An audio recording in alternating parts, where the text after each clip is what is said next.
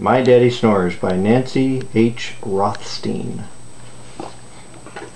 On Monday, Daddy's snore boomed like a dinosaur's roar. The windows rattled, the walls trembled.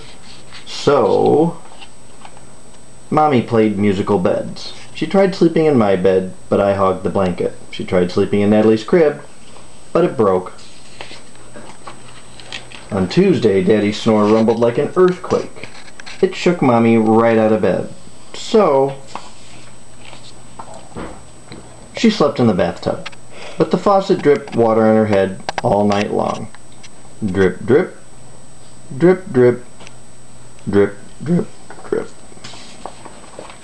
On Wednesday, Daddy's snore chugged like a freight train. So,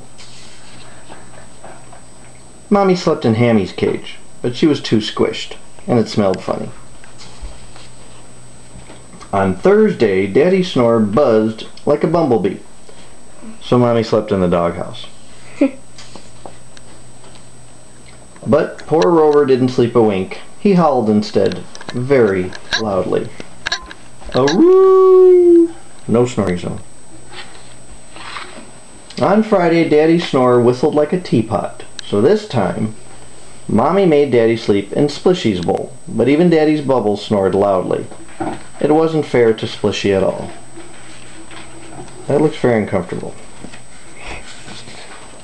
On Saturday, Daddy's snore honked like a truck. Mommy had a great idea. She made Daddy sleep in our tent. But he woke up all the birds. Then the birds woke us up. It was not a great idea after all.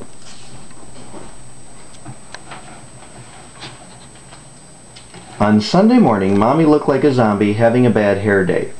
"No more snoring!" she yelled.